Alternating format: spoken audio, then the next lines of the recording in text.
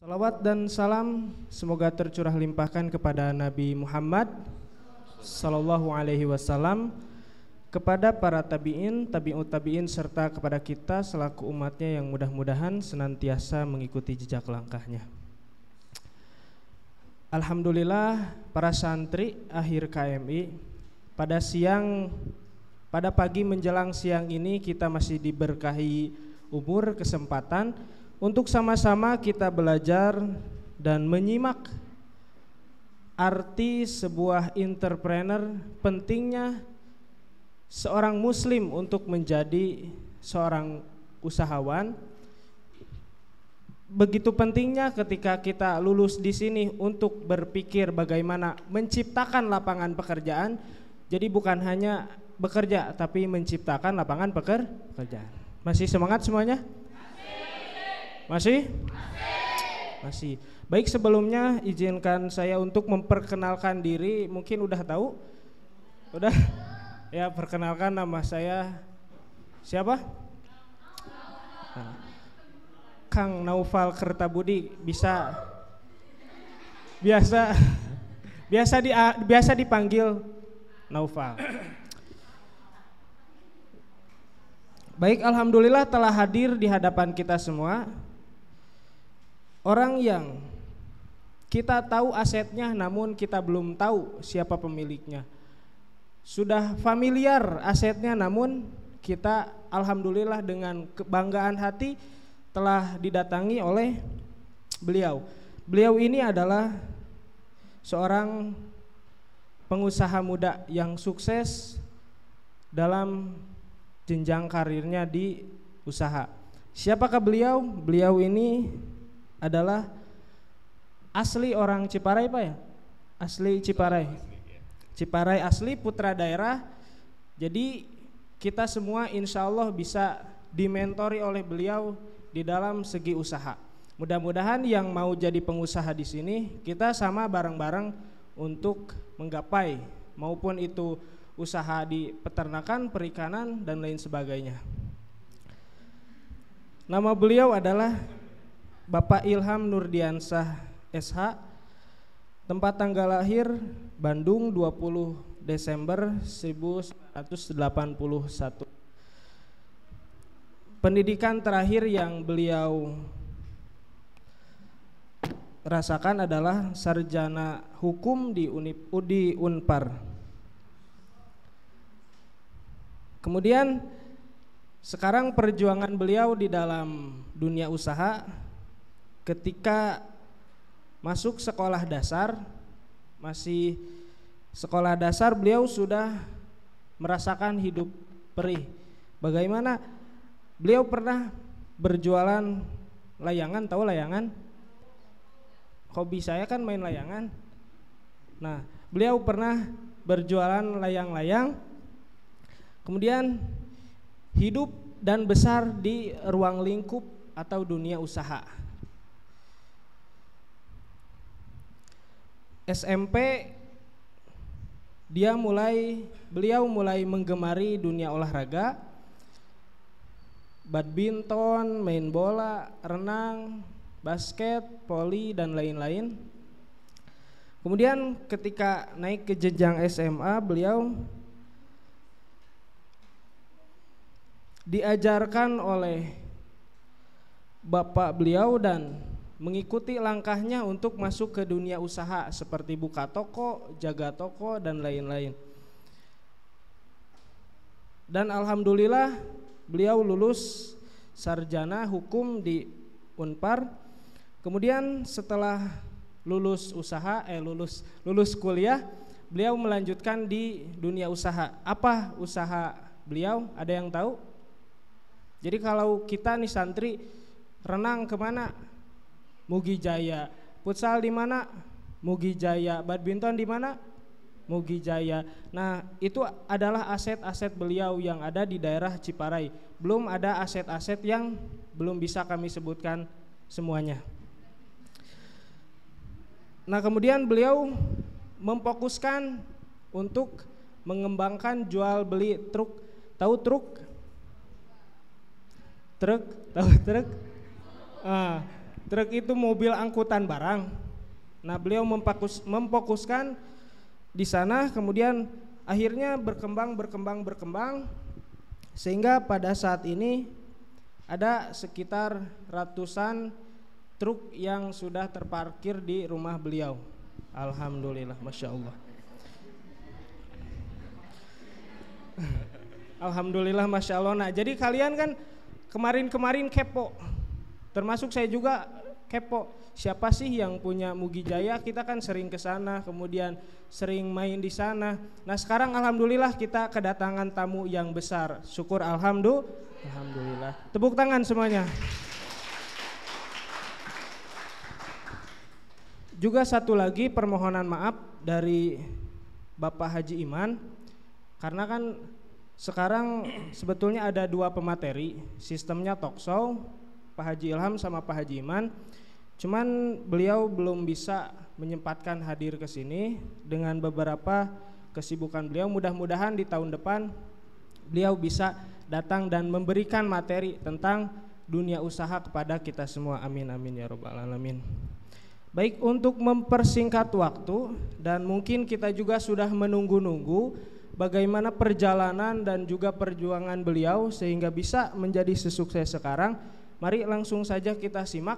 Sudah disiapkan catatan dan lain-lainnya? Siap. Catat. Baik, waktu dan tempat dengan segala hormat kami persilakan Bapak.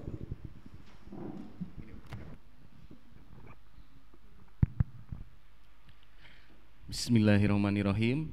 Assalamualaikum warahmatullahi wabarakatuh.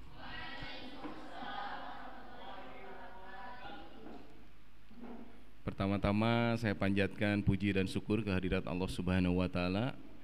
Alhamdulillah bisa bertemu adik-adik semua di sini.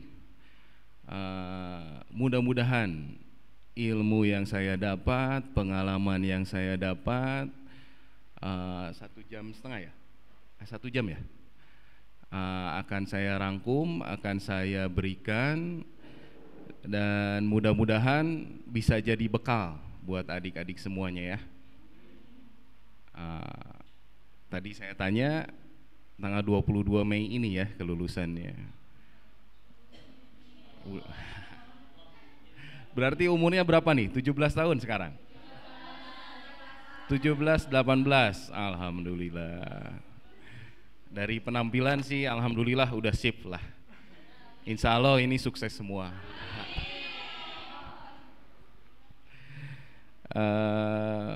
Pengenalan udah, nama saya Ilham. Memang sedikit untuk pengenalan tambahan. Dari kecil memang saya hidup di lingkungan dunia usaha. Jadi bukan berarti kalian nanti kalau mau terjun ke dunia usaha, wah berarti sekarang baru udah 17 tahun, udah 18 tahun berarti saya udah terlambat. Tidak ada kata terlambat. Justru menurut saya untuk saat ini masih sedikit yang mau start atau memulai dunia usaha di umur seperti kalian. Bukan berarti, ya mohon maaf, bukan untuk saat ini saya mengesampingkan dunia kerja ya. Dunia kerja saya kesampingkan karena saya akan fokus di seputaran dunia usaha sesuai dengan tema menumbuhkan jiwa entrepreneur muda. Jadi jangan takut, kalian masih termasuk kalangan muda, kalangan milenial berarti ya. Jadi mulailah dari sekarang, mulai dari sekarang. Kalau saya emang alhamdulillah karena bapak seorang pengusaha, terus saudara-saudara juga banyak yang jadi pengusaha, jadi dari kiri kanan udah dibimbing dari kecil, udah dikenalkan ke dunia usaha. Terus sedikit setelah saya lulus sarjana hukum, kuliah berarti sekitar 4,5 tahun saya alhamdulillah bisa lulus. Itu godaannya kebetulan saya dekat sobat sama anaknya sekretaris Telkom Bandung tuh kan. Saya sobat sama beliau, sekarang juga masih komunikasi, alhamdulillah. Yang bapaknya sama ibunya tuh, bapaknya udah almarhum sekarang, pendiri pesantren juga di daerah Cikadut, lumayan besar juga itu. Waktu habis main badminton, lagi makan malam bareng di ruang tamu, ditawarin, padahal saya baru beres sidang, belum kelulusan kayak kalian gini lah ya. Berarti alhamdulillah ya, istilahnya bisa ketemu sama saya sekarang. Mirip-mirip gini, baru sidang, kelulusan belum, ditanya, udah lulus kan Ham, katanya. Ah belum Om, baru juga sidang. Ah udah, anggap aja udah lulus. Terus mau kemana? Belum tahu nih. Mau kerja di Telkom nggak? Tawarin. Jadi tinggal kerja itu di Telkom. Udah gitu mikir, coba nanti saya mikir dulu. Insya Allah lah, saya renungin dulu, saya bilang. Nah saya ngobrol-ngobrol, akhirnya minta izin sama bapak. Nggak dilarang, saya sama bapak nggak dilarang. Silakan kamu mau kerja. Cuman beliau berpesan, kalau kerja ya mohon maaf, kamu ngikutin telunjuknya orang. Tapi kalau usaha, kamu punya perusahaan sendiri, meskipun perusahaan kamu kecil, itu kamu yang jadi bosnya. Akhirnya saya merenung, saya punya adik yang istilahnya ya bapak juga udah rada tua, masih istilahnya itu adik-adik saya ada 4 ke bawah, itu jadi tanggung jawab saya. Ya bismillah, akhirnya tawaran menarik itu saya tolak. Mohon maaf Pak, Om, saya panggil Om sini. Sepertinya saya nggak akan kerja di Telkom. Saya ingin punya usaha sendiri. Dari situ akhirnya ya dimulailah usaha saya. Gitu. Perjuangan dan melewati tantangan yang lumayan. Adik-adik semua pengen kan jadi orang sukses ya? Apa itu sukses? Berhasil. Nah, untuk sukses, untuk berhasil itu juga masih cita-cita saya sampai sekarang. Cuman itu prosesnya lumayan panjang dan itu butuh perjuangan ya. Jadi kalau perjuangan atau misalkan usaha kalian yang biasa-biasa saja, ya udah jangan berharap untuk mendapatkan hasil yang luar biasa. Akan mendapatkan hasil yang biasa-biasa saja. Itu mungkin dari pengantar dari saya. Kita masuk ke ini ya, biar nggak terlalu panjang. Untuk awal kita kan harus paham dulu ya pengertian yang emang sudah ada ya, pengertian bisnis. Nah ini dari awal, yang pertama ini sekilas mungkin ya saya bacain. Menurut Stanford tahun 1979, sebenarnya kayak pemahaman seperti ini kan teori ya. Kalian juga bisa langsung, yang sekarang kan gampang ya, tinggal buka Google, tinggal buka YouTube, kalian insya Allah udah dapat pemahaman teori seperti ini. Cuman yang lebih jauhnya saya akan sharing, berarti sekitar 15 sampai 20 tahun pengalaman saya di dunia usaha, pengalaman saya di dunia bisnis akan saya sharing kepada kalian. Ini pengalaman pribadi saya ya. Jadi mudah-mudahan nanti bisa jadi bekal buat kalian, bisa jadi motivasi buat kalian untuk mendirikan usaha atau mempunyai perusahaan sendiri, ya. Di sini disebutkan bahwa menurut Stanford, business is an institution which produce goods and service demanded by people. Artinya bisnis ialah suatu lembaga yang menghasilkan barang dan jasa yang dibutuhkan oleh masyarakat. Ini zaman dulu, berarti tahun 79. Ya, berarti bisnis itu udah ada dari dulu. Malahan kalau kita kembali ke zaman Rasulullah, Rasulullah juga kan seorang pedagang, seorang pengusaha. Saya juga sama, seorang pedagang, seorang pengusaha. Soalnya kita berdagang kan berarti di sini banyak bidangnya. Jadi hukumnya seolah-olah apabila kebutuhan masyarakat naik, maka bisnis pun akan naik perkembangannya untuk memenuhi kebutuhan tersebut. Yang tujuan akhirnya mencari laba atau keuntungan. Yang satu lagi, saya di sini cuma mengambil dua ya, pemahaman atau pengertian masalah bisnis. Yang satu lagi menurut Kamus Bisnis, pengertian bisnis adalah sebuah organisasi atau sistem ekonomi di mana barang dan jasa dipertukarkan menjadi bentuk lain atau dalam bentuk uang. Jadi kembali lagi ujung-ujungnya adalah uang atau keuntungan. Nah, paham sampai sini? Jadi yang namanya bisnis, kita tuh sebenarnya mencari apa? Mencari keuntungan, mencari profit. Di situ pokok utamanya dari bisnis.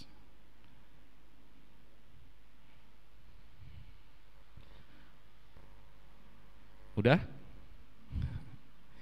Nah, jadi untuk memperoleh keuntungan itu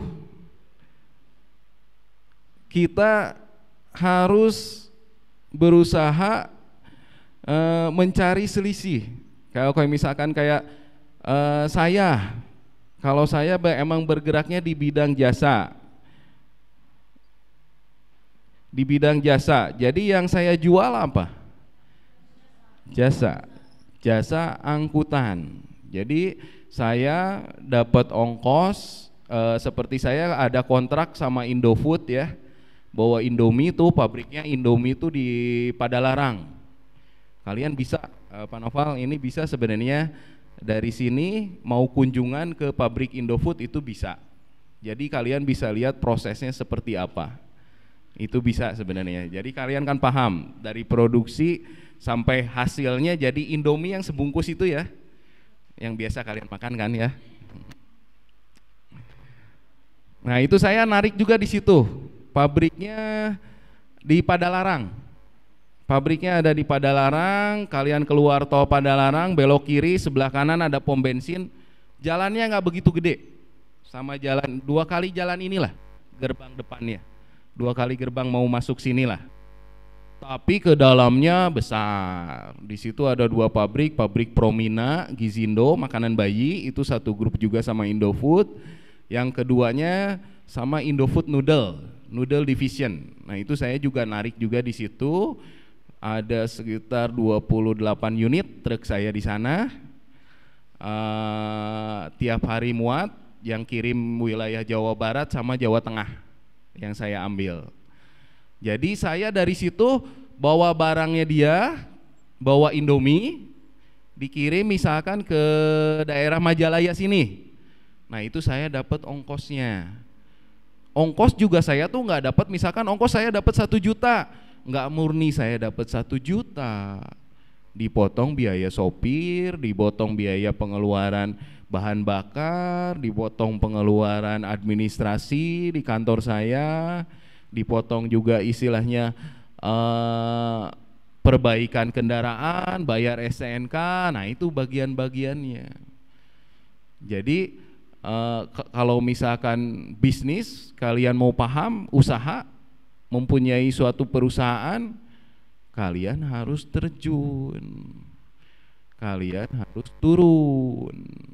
Jadi nggak bisa saya bicara di sini, saya menginformasikan kepada adik-adik semua, tiba-tiba kalian semua bisa menjalankannya, belum tentu.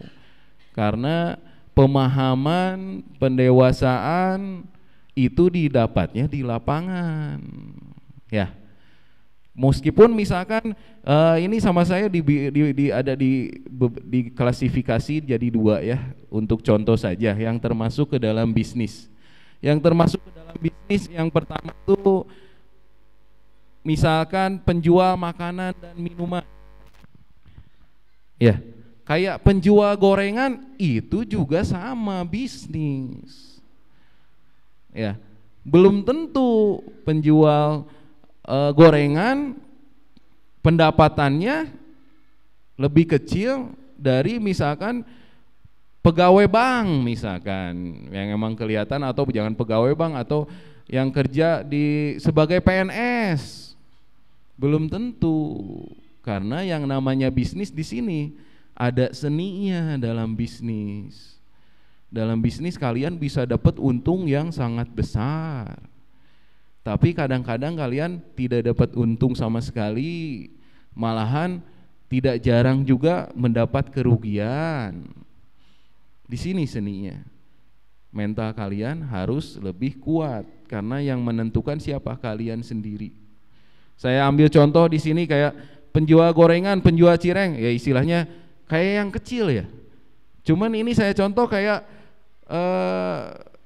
penjual, kalian tahu cireng Cihamplas? Cireng Cihamplas, nanti coba di googling, kalian pasti bakal keluar itu yang namanya cireng Cihamplas.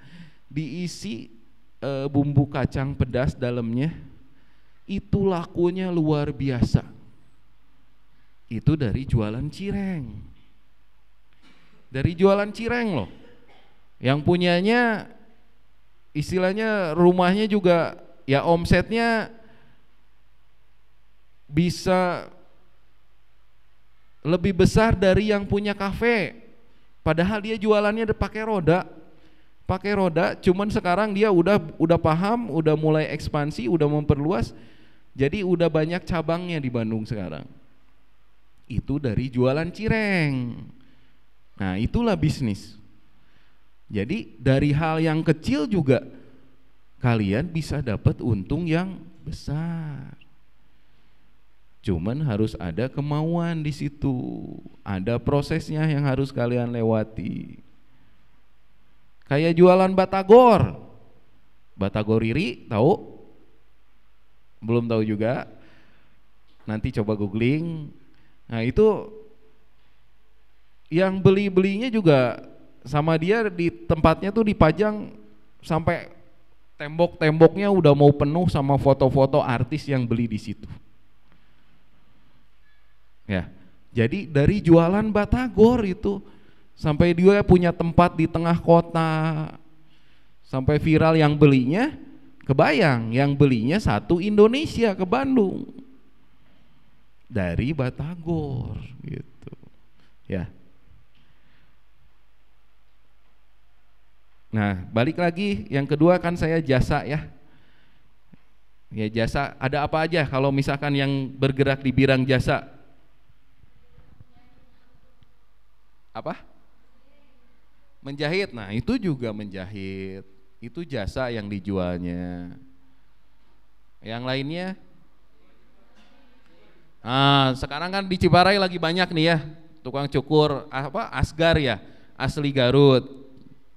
Ya, teman saya juga ada yang buka tempat cukur. Jadi apa yang punya tempat cukur dia bisa cukur rambut? Belum tentu. Ya. Yang punya tempat potong rambut belum tentu dia bisa potong rambut. Tapi karena itu, karena punya jiwa bisnis, meskipun dia tidak bisa, akhirnya dia buka, dia bayar yang ahli di bidang itu. Ya, ngambil dari Garut, kayak adik saya juga ada sempat ngambil tukang cukurnya dari Garut. Jadi dia hanya mengkoordinir saja, mengondisikan tempat, membangun tempatnya, menyediakan pekerjaannya, peralatan segala macam, silakan. Manajemennya aja yang dipegang. Itu. Jadi kalian mau kerja apa mau bisnis? Ya, belajar dari sekarang, belajar. Nggak apa-apa meskipun kecil, nilainya kecil, tapi kalau kalian makin mendalami, insya Allah nanti pintu-pintunya bakal kebuka sendiri. Pintu-pintunya bakal kebuka sendiri. Terus saya juga pegang angkutan prosesnya amat sangat panjang. Saya bisa benerin kalau truk yang rusak, saya bilang saya tidak bisa. Tapi saya bisa bayar montir yang bisa betulin truk saya yang rusak. Kayak barusan saya ketemu montir saya. Minimal saya tahu pada umumnya. Jangan sampai udah terima beres. Jangan sampai seperti itu. Nanti kita akan sering dibodohin nantinya, akan sering diakalin. Kalau terlalu peluang untuk pekerja melakukan penyimpangannya terlalu besar, itu akan menjadikan kerugian yang amat besar untuk bisnis kita. Jadi diusahakan kita paham, mengerti, bukan berarti kita harus expert atau bisa melakukan sendiri, bukan berarti seperti itu, tapi kita harus paham, harus tahu. Kayak saya contoh, misalkan truk saya ada yang rusak mesinnya, saya tinggal telepon montir saya, ini kenapa mesinnya panas. Nah, gejala panas ini ya kalau orang demam ya, demam tuh harus diobatin atau yang digantinya yang mananya. Nah, itu minimal saya tahu. Jadi kayak barusan saya sebelum datang ke sini mampir dulu ke bengkel saya, ke kantor, lihat orang yang kerja seperti apa di kantor. Setelah di kantor saya ke belakang, lagi melakukan aktivitas apa saja. Jadi yang rusaknya apa dilihat, dibongkarnya apa aja. Nah nanti tinggal kita lihat di laporan apa aja yang diganti, berapa biaya ongkos jasa perbaikannya. Ya, hal-hal seperti itu kalian harus bisa pahami. Dalam artian, dalam bisnis, dalam usaha, yang nomor satu adalah pengawasan. Pengawasan amat sangat penting. Jangan sampai teman-teman saya kebanyakan perusahaannya hancur, perusahaannya habis, perusahaannya bangkrut. Kenapa? Karena pengawasannya kurang.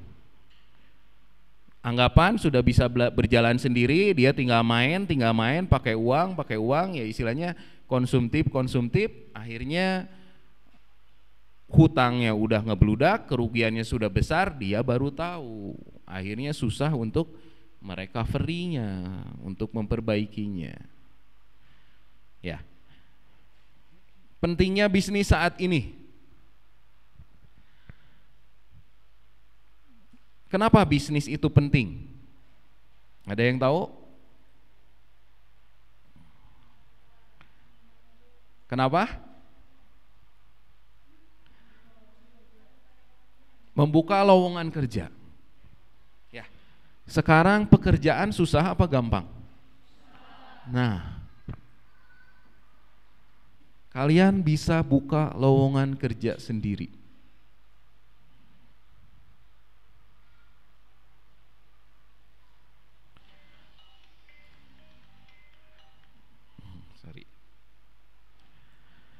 Nyari pekerjaan, apalagi semenjak COVID, saya juga kena imbasnya sama. Otomatis banyak perusahaan yang gulung tikar. Banyak sekali perusahaan yang gulung tikar. Dengan kalian punya bisnis sendiri, dengan kalian membuka usaha sendiri, dengan kalian membuat perusahaan sendiri, meskipun kecil, kalian bisa membuka lowongan pekerjaan untuk orang lain. Itu.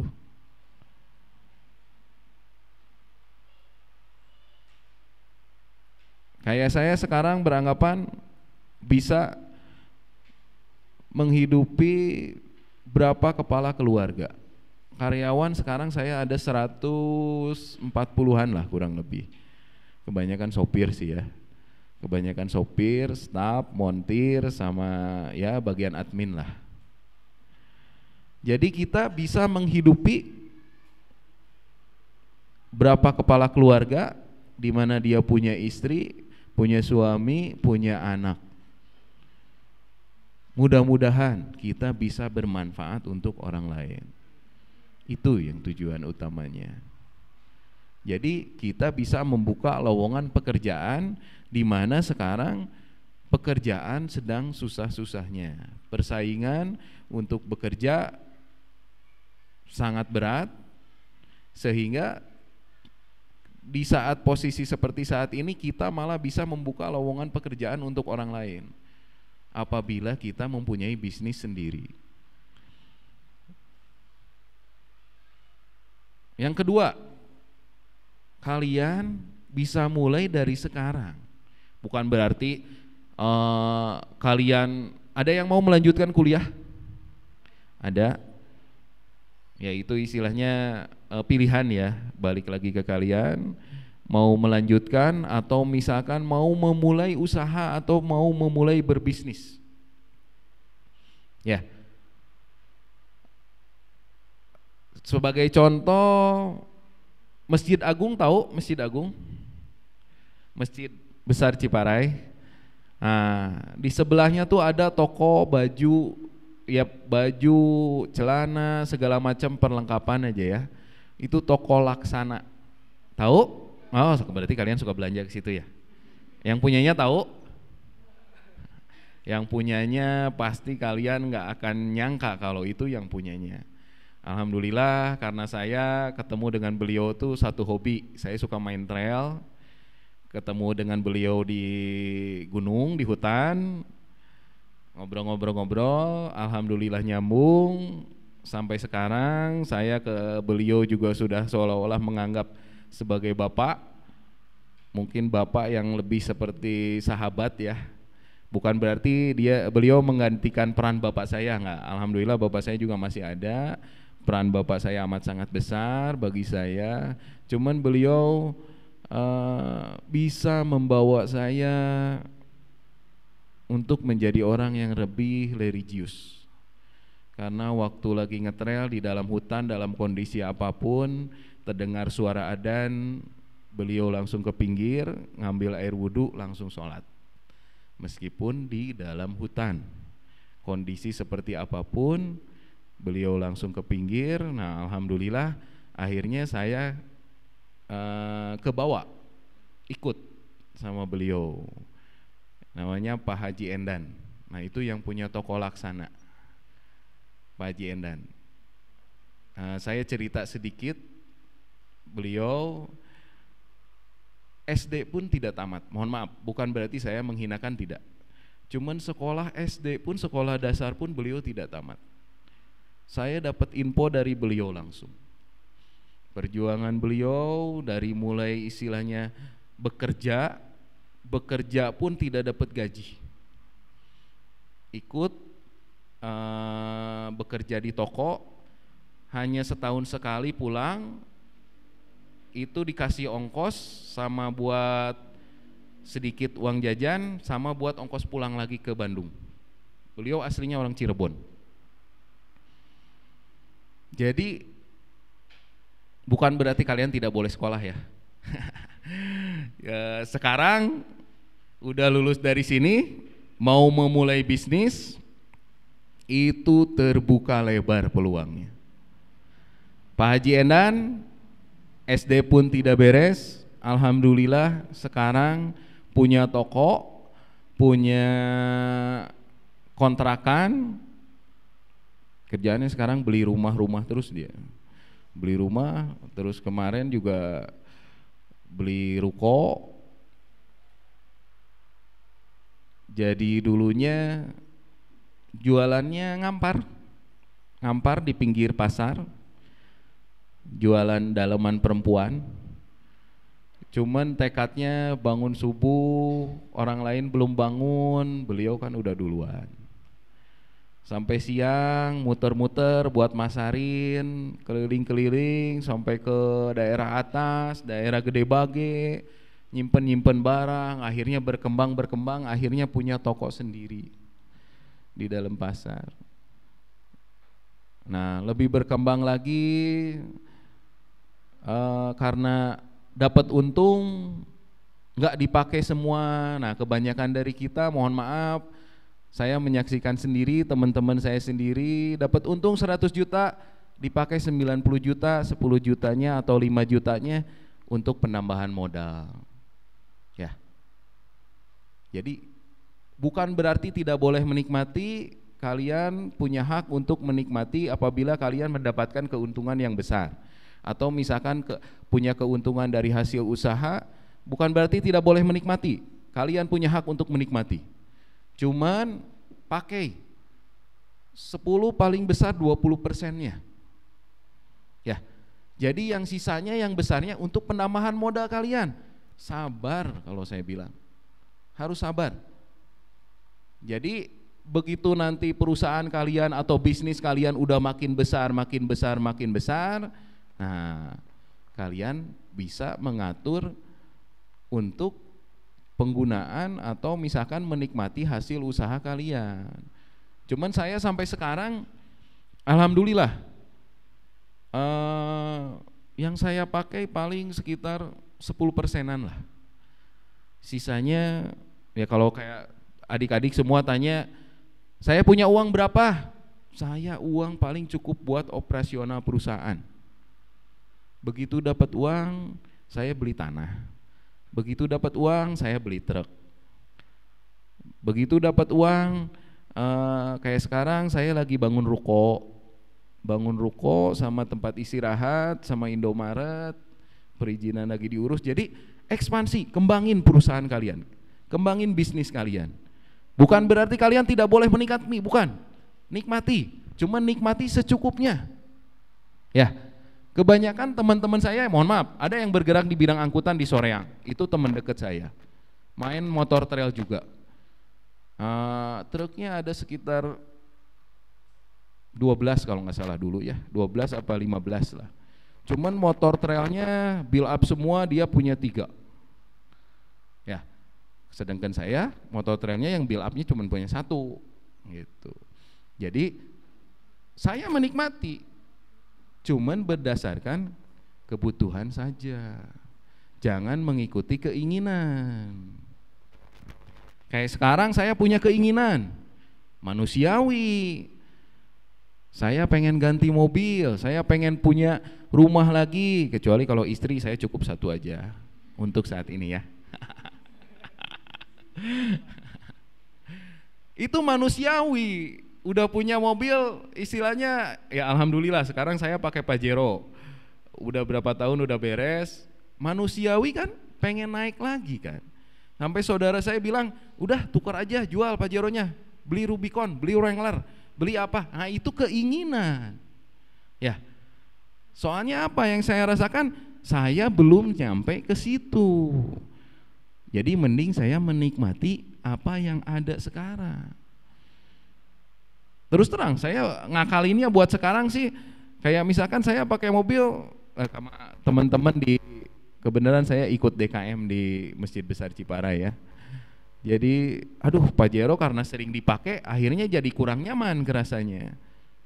Tukar, saya ganti dulu, pakai mobil yang lain dulu.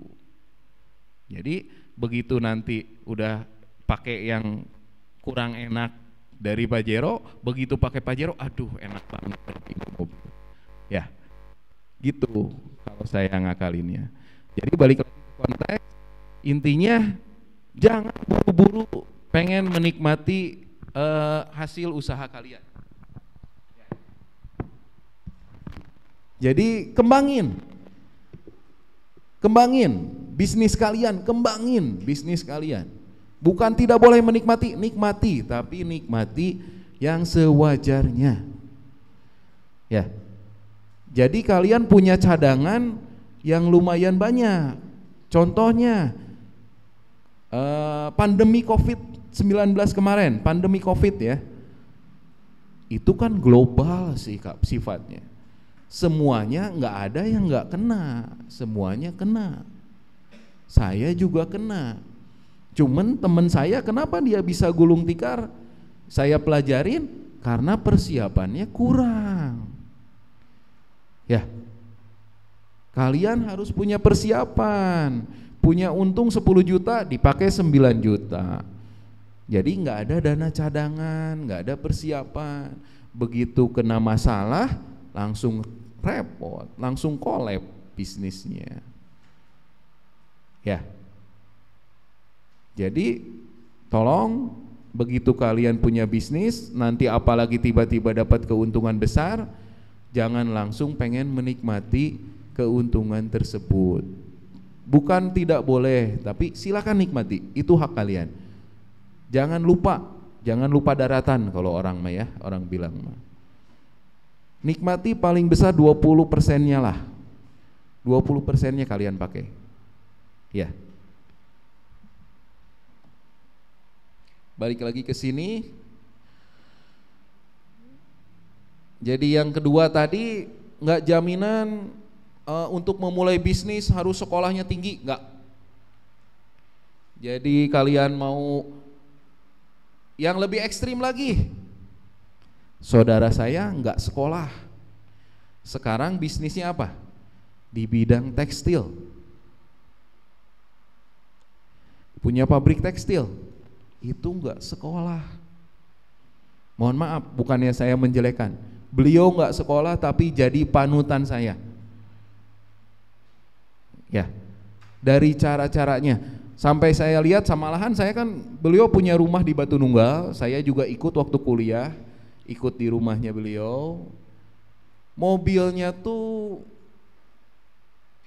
dulu beli Escudo tahun 2004 baru diganti laginya tahun 2013. Berarti berapa tahun tuh? 9 tahun. 2013, 2014 baru, itu pun gak ganti. Yang mobil Escudo itunya gak mau dijual, malahan tadinya dipakai terus. Buat apa? Dia bilang fungsinya masih sama, mobilnya masih enak, AC-nya masih dingin. Jadi yang dia cari apa? Bukan untuk gayanya atau misalkan bagusnya, tapi fungsinya. Yang nomor utamanya apa? Fungsi. Kita harus bisa mengutamakan fungsi. Mohon maaf, anak muda zaman sekarang kebanyakan yang diutamakannya gengsi sama gaya. Ya, saya minta tolong sama adik-adik semua, tolong dikepinggirkan gengsi sama gayanya. Karena itu nanti bakal jadi bekal untuk kalian. Ya. Dengan berbisnis apa? Enaknya berbisnis. Waktu, peluang, dan tenaga kita yang menentukan. Kayak saya barusan ke kantor 9:30 kan, saya datang sebelum ke sini saya ke kantor dulu. Kalau kerja, mohon maaf, jam 8 kurang 5 kalian udah harus ada di tempat, betul tidak? Ya, jam 12 istirahat, jam 1 masuk lagi, 3:30, kalau di saya ini ya, 3:30 begitu adzan asar istirahat untuk sholat, jam 5 baru pulang. Tiap hari seperti itu, menurut kalian bakal bosen nggak? Ya, oke, kalian aman, meskipun kerja kalian pas-pasan atau misalkan ya udahlah yang penting kerja, tugas-tugas saya selesai. Ya, tapi dalam satu bidang kalian dapat gaji, ya gajinya ya bukan berarti, ya mohon maaf ya, saya bukan berarti menyisikan yang namanya kerja atau pekerja. Dalam hal ini saya mengutamakan istilahnya memprioritaskan masalah bisnis dulu ya. Enaknya berbisnis maksudnya. Yang punya waktu kalian, yang punya peluang kalian. Ya, begitu ada peluang tolong. Ada peluang, ada kesempatan, belum tentu datang lagi. Ya, itu belum tentu datang lagi. Kesempatan sama peluang, kalau di dunia bisnis orang yang paling merugi itu bukan berarti dia istilahnya tidak mendapat untung atau misalkan mendapat kerugian, bukan. Orang yang paling merugi di dunia bisnis tuh orang yang tidak bisa memanfaatkan peluang yang dia punya atau kesempatan yang dia punya. Rugi, nggak akan datang lagi. Waktu sama kesempatan tidak akan kembali lagi. Waktu yang udah lewat kan udah kan ya, istilahnya. Kayak misalkan yang sekarang nggak ikut di sini, ya udah nggak akan bisa balik lagi nantinya gitu. Jadi tolong manfaatkan. Makanya kan disebutkan istilahnya, ini saya dapat dari Bapak sih ditekenin. Waktu. Malahan sampai Allah juga menyebutkan demi waktu. Di dalam surat Al-Asr kan, wal asri, demi waktu. Manfaatkan kesempatan dan waktu yang kalian punya, itu nggak akan balik lagi. Ya, tolong jangan santai-santai, jangan leha-leha. Nah, waktu memang saya kayak tadi datang jam 9:30 ke kantor terus pergi ke sini. Itu soalnya saya yang menentukan. Cuman bukan tidak sering, saya juga orang lain sudah pulang, orang lain sudah di rumah, sudah istirahat, udah malam, saya masih ngurusin kerjaan. Ya, ada masalah yang tidak beres sama pegawai yang tidak selesai, kita harus turun tangan. Jangan sampai nanti masalah itu jadi membesar, membuat kerugian yang amat sangat besar untuk perusahaan. Ya, balik lagi apa? Pengawasan. Betul tidak? Ya. Jadi pekerja, pegawai kita harus lihat pekerjaannya bisa selesai enggak? Dia bisa menyelesaikan masalah enggak? Kalau enggak selesai, kita harus turun tangan menyelesaikan masalah itu supaya tidak menjadi masalah yang lebih besar. Ya, itu. Contoh satu peluang, ini contoh ya. Kalian tahu dapur Wiwi kan? Itu tanahnya beli dari saya. Itu saya beli itu posisi saya, memang saya jarang nyimpen uang banyak-banyak. Ada yang nawarin tanah, luasnya 200 tumbak, harganya 600 juta.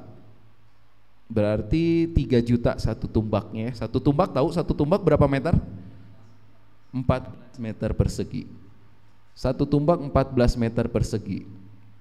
Nah itu karena saya lagi nggak ada uang. Dulu saya nggak suka tanah, terus terang. Saya fokusnya di pengembangan perusahaan. Saya beli tanah, beli tanah, beli lahan untuk garasi parkir truk saya. Kayak di Semarang saya ada garasi, ada full, ada kantor. Di Ciburui Padalarang juga saya ada full, ada kantor, ada garasi juga. Jadi fokusnya saya beli tanah, beli lahan untuk buka kantor atau full garasi saya, garasi parkir truk gitu ya. Nah ini ditawarin ini.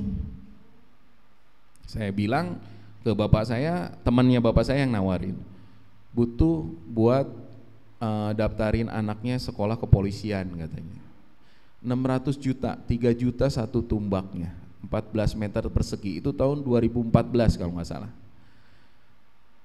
Nah ini peluang juga, cuman posisi saya lagi tidak ada uangnya.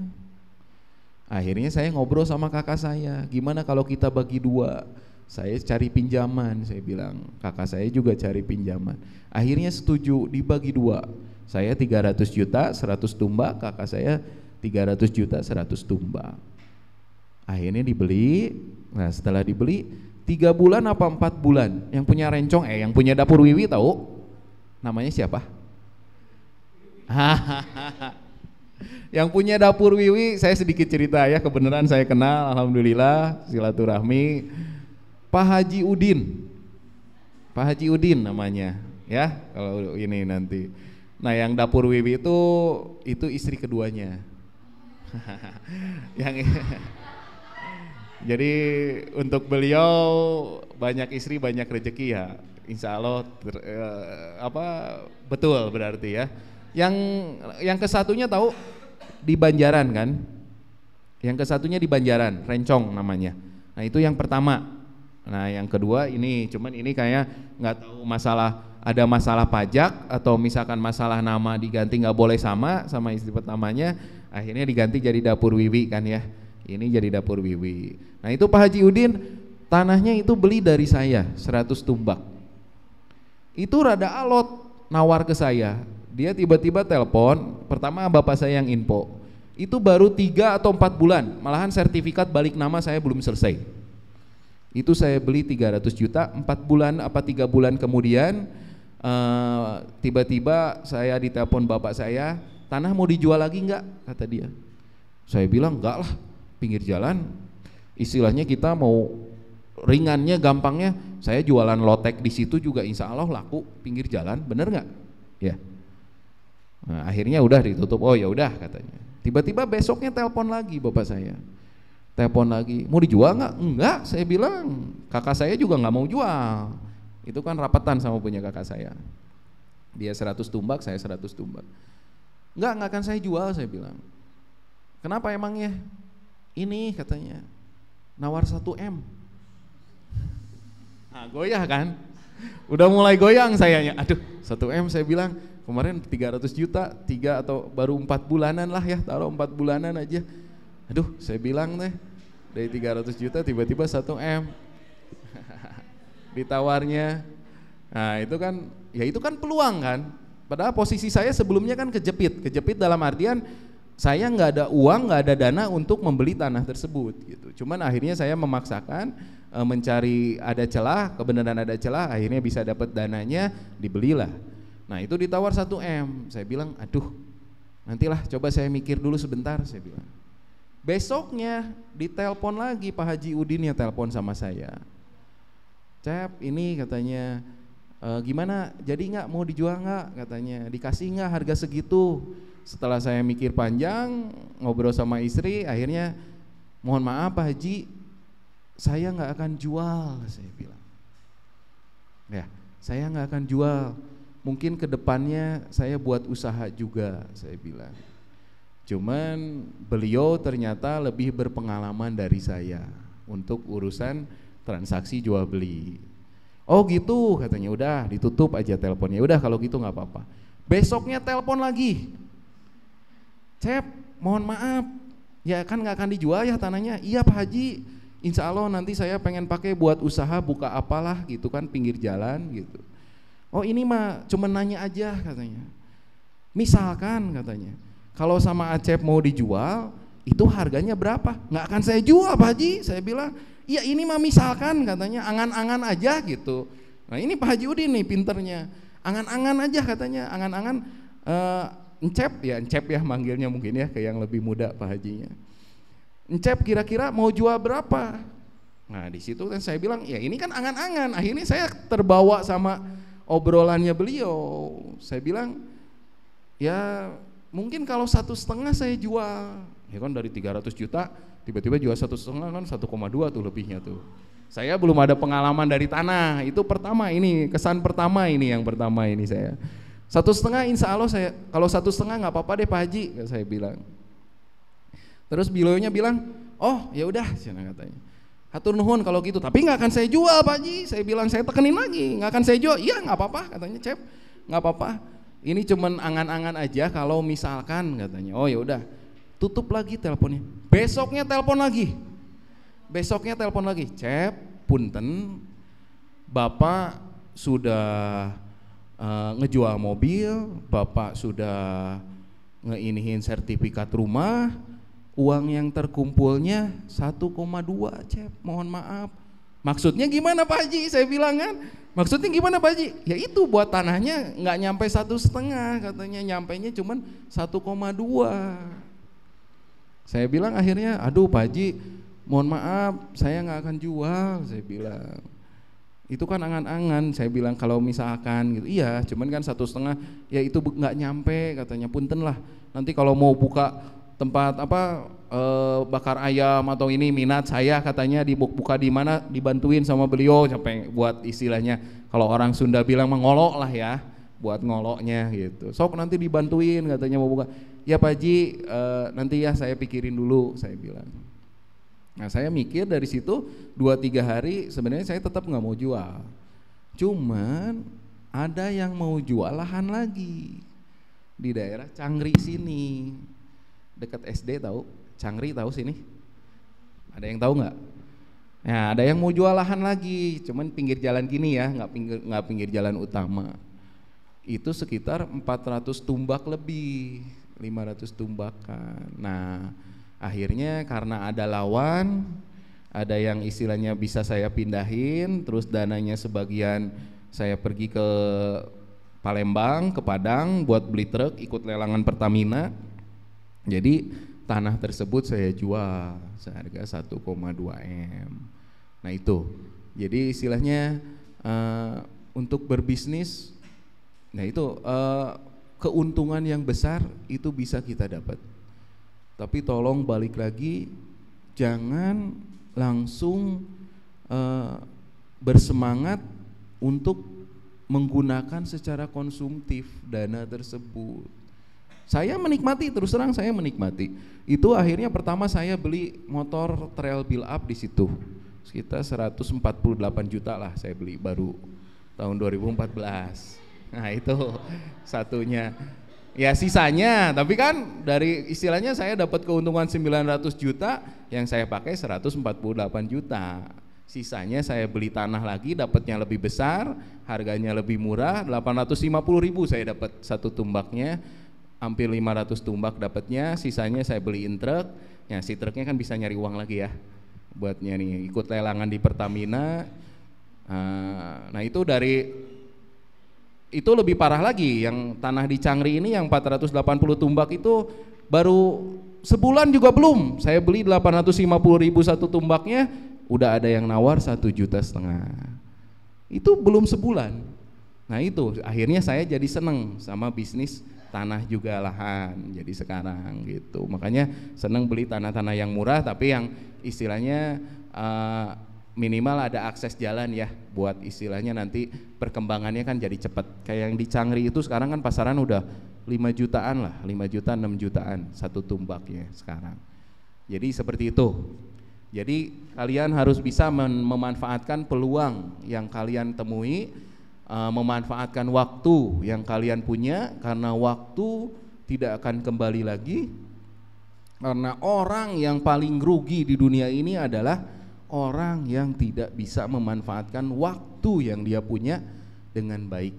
Ya, jadi tolong kalian rehat-rehat atau nongkrong-nongkrong atau ngobrol-ngobrol santai boleh, tapi yang banyaknya digunakan untuk hal-hal yang bermanfaat dan berguna ya. Tolong, waktu nggak akan balik lagi. Ya, istilahnya disebutkan juga kan, demi waktu merugi kalian kalau misalkan kalian tidak bisa memanfaatkan waktu atau kesempatan yang kalian punya. Ya, gitu. Selanjutnya. Ya, keuntungan insya Allah bisnis itu menguntungkan. Ya, jadi diterapkan. Bisnis itu menguntungkan. Cuman tetap kita juga butuh proses untuk mencapai ke situ. Kayak sekarang truk saya mungkin sekitar 130-an unit lah ya sekarang ya. 130-an unit menguntungkan, alhamdulillah. Cuman dari semua totalannya. Jadi kan yang namanya di jalan raya kan kita nggak tahu ya. Jadi truk kayak kemarin waktu bulan puasa truk saya ada yang keguling gitu kan. Ada yang keguling, ada yang barangnya rusak, ada yang barangnya hilang gitu. Apalagi kayak Indomie kan gampang tuh. Indomie gampang kan dijualnya.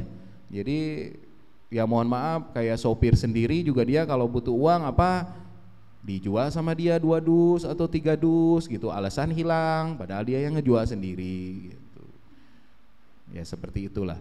Tapi totali istilahnya masih memberikan keuntungan gitu.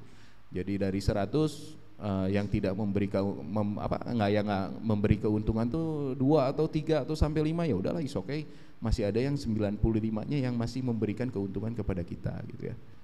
Kayak sekarang juga 2 tahun ini alhamdulillah saya lebih aktif di DKM Masjid Besar Ciparai, ya lebih mendekatkan diri kepada Allah, untuk lebih fokus beribadah sama bergerak di bidang sosial. Nah, saya juga ngajak ke anak-anak Prisma, termasuk sama Kang Noval juga saya udah ngobrol, yuk kita berbisnis apapun. Tadi dibilang peternakan atau perikanan, kebenaran saya punya hobi ikan koi, ayo kita kembangin. Yuk kita, mudah-mudahan ada peluangnya di situ. Ya, yang dibilang ada kita punya rezekinya masing-masing, ya. Nah, itu pengalaman saya, menurut pengalaman pribadi saya, teman-teman saya yang punya toko bangunan, yang jadi di bidang peternakan ayam di daerah sini juga ada teman-teman saya. Nah, itu masing-masing punya rezekinya. Jadi kalian, tugas kalian cari rezeki kalian itu. Ya, dalam artian gini, bisnisnya. Ini siapa namanya? Naila. Naila senengnya sama apa? Makanan. Oke, kuliner. Kuliner sekarang lagi in nih ya. Lagi banyak. Keuntungan dari kuliner amat sangat besar. Bisa 100 sampai 200% loh dari kuliner. Saya kan di kolam renang juga ada, itu kan yang dipegang adik saya, besar itu keuntungannya. Cuman kalau misalkan ternyata peluang di bisnis kuliner untuk Naila tidak terbuka atau tidak ada. Yang ada di bisnis owner deal kendaraan bermotor misalkan. Ya, misalkan Naila punya saudara, ternyata yuk ini sok saya modalin tapi ini nih, kamu di drop sama saya owner deal segala macam, sok kamu buka toko, tempat disediain, awalnya joinan, kerjasama. Mau diambil apa enggak? Diambil, yes. Jadi ilmu yang saya dapat apa? Saya dulu setelah lulus kuliah pengen kerja di kantoran, jadi lawyer, keren kan lawyer ya, pakai dasi, rapi gitu kan, pakai sepatu, pakai kemeja, terus kerja di ruangan ber-AC, angan-angan saya ini, kerja di Jakarta, kantoran, daerah Sudirman situ kan, daerah Sudirman tuh gedung-gedungnya banyak, tinggi-tinggi kan, kerja saya dapat kantor paling atas gitu kan ya, angan-angannya jadi lawyernya, di ruangan ber-AC diem gitu kan, bersih segala macam. Nah, itu angan-angan saya. Cuman ternyata peluang yang tersedia buat saya di bidang angkutan. Ya, sebenarnya saya nggak suka. Dulu waktu bapak saya punya bengkel truk, sama dia kan fokusnya di jual beli truk, bengkel truk sama jual beli truk, sama toko bangunan. Nah, jadi yang buat narik jasa angkutannya tuh cuman sampingan aja. Nah, yang kemarin saya fokusin, saya malah lebih nekenin ke jasa angkutannya yang saya kembangin. Alhamdulillah, awalnya saya tidak suka. Apa ini kotor lagi, pakai celana panjang, saya kerjanya pakai kemeja, nggak mau saya kotor-kotoran. Kesini awalnya yang nggak suka, ternyata jadi jatuh cinta gitu. Ya, yang awalnya nggak sayang, ternyata jadi sayang. Ya, jadi istilahnya kalau dibilang buat Naila, buka bisnis kuliner, itu yang Naila suka kan ya. Cuman karena nggak ada peluang yang tersedia di situ di bisnis kuliner yang disukain sama Naila. Sebenarnya di bisnis owner deal kendaraan bermotor Naila nggak suka, tapi peluangnya tersedia di situ. Ya, lakukan apa yang tidak kamu suka. Ya.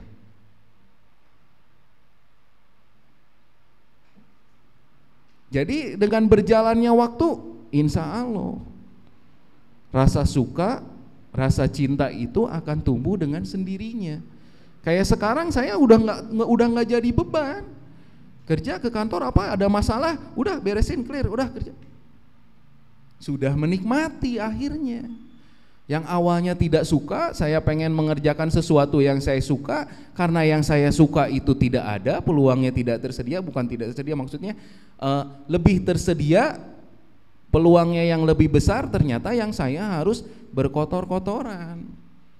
Ya, alhamdulillah, saya justru sekarang lebih seneng. Nih kayak pakai kemeja, saya baru sekarang pakai kemeja lagi. Makanya kemeja saya baru-baru banyaknya. Soalnya saya ke kantor kerja pakai kaos, pakai celana pendek, ya. Nah itu enaknya bisnis di situ. Kalian bisa melakukan apapun yang kalian mau. Ya, kalau yang kerja ya nggak boleh dong seenaknya ya, harus rapi, harus ini sesuai istilahnya yang diterapin sama perusahaan. Kalau kita datang jam 10, datang jam 12 is okay, nggak jadi masalah. Yang penting pengawasan kita jangan sampai lengah. Ya. Selanjutnya. Nah, ini yang saya tekenin buat kalian. Segera dimulai. Yang tadi lakukan apa yang kamu sukai, tapi kalau tidak ada yang kamu sukai yang bisa kamu lakukan, lakukan yang ada yang meskipun kamu tidak suka, ya. Ini yang terakhir, segera dimulai. Ya. Belajar. Kalau yang kuliah nanti yang melanjutkan kuliah silakan. Cuman tolong belajar. Belajar dari sekarang untuk memulai berbisnis. Meskipun misalkan skalanya kecil, nanti mungkin ada rintangan tantangannya, kok kamu jualan itu mau sih, kok kamu melakukan hal itu mau sih, gitu ya. Hah? Nanti kan kalian akan menemukan sendiri kalau kalian terjun langsung. Ya, masalah-masalah kayak kemarin saya lihat ada teman, kok kamu sih jualan bawa-bawa ayat Al-Quran katanya. Nanti kita bisa milah-milah mana yang menjadi masalah publik, mana yang bisa istilahnya, oh berarti ini udah jadi masalah publik nih, kita berarti harus bisa ngegeser atau merubahnya. Ya, kalau kalian tidak terjun, kalian tidak akan tahu. Ya, kalau kalian tidak terjun, kalian tidak akan lihat. Gimana istilahnya? Kalau kalian tidak berenang, kalian nggak akan tahu berapa dalam kolam tersebut, benar nggak? Ya, kalau kalian tidak menyelam, kalian tahu ada apa di dalam air tersebut, gitu. Ada apa aja di dalam air tersebut. Ya, jadi tolong mulai dari sekarang, meskipun itu hal yang kecil, tidak jadi masalah. Satu contoh, teman saya main motor juga, alhamdulillah silaturahmi saya jadi istilahnya banyak teman, banyak saudara gara-gara punya hobi main trail. Jadi kalian juga harus punya hobi ya, jalin sosialisasi kalian, jalin pertemanan kalian, yang siapa tahu rezeki kalian atau misalkan jalan kalian ada dari teman kalian itu. Jadi perbanyak teman, 1000 teman masih kurang, satu musuh terlalu banyak. Kemarin saya bawa ada teman Pak Noval, udah tahu dia bergerak di bidang clothing, sekolahnya sampai SMA. Sekarang yang saya bilang sih dia udah sukses ya, udah mulai sukses. Dia jualan online, jualan kaos. Pertamanya dia ngambil ke orang, sekarang produksi sendiri dia. Umurnya baru 23 tahun apa 24 tahun. Dia mulainya dari SMA. Dia mulai suka berdagang tuh dari SMA. Jadi untuk kalian cari peluang kalian sendiri. Kalau misalkan ada pertanyaan kayak dari Naila, saya bagusnya jualan apa Pak? Wah, kalau misalkan ditanya seperti itu, saya juga nggak bisa jawab. Kecuali kalau Naila tanyanya, kalau bergerak di bidang angkutan, mulainya seperti apa? Misalkan, itu saya bisa jawab ya. Karena insya Allah pengalaman saya udah lumayan banyak di bidang jasa angkutan gitu ya. Nah, kedepannya juga saya insya Allah mau bikin paket, mudah-mudahan bisa berjalan juga ya. Jadi balik lagi ke tadi, itu dia baru umur 23 tahun udah bisa bangun rumah, beliin rumah untuk ibunya. Jadi rumah ibunya, tadinya di rumah ibunya dia produksinya, rumah ibunya dia beli. Rumah ibunya dia beli, kasih uang ke ibunya, ibunya dibeliin lagi rumah sama dia. Beliin lagi rumah, si rumah tersebut dibangun, ada tanah sebelahnya dia beli lagi, dibangun buat produksi. Ya. Omsetnya dia setahun udah lebih dari 4,8 M. Kemarin dia tanya-tanya, kenapa saya tahu omset dia lebih dari 4,8 M? Dia tanya-tanya masalah pajak sama saya. Pajak, masalah pembayaran pajak gimana gitu-gitu. Itu kan satu masalah kan. Itu masalah yang timbul. Nah, dia belum paham. Dia belum tahu. Tapi begitu timbul masalah, nah cari solusinya, cari jalan keluarnya.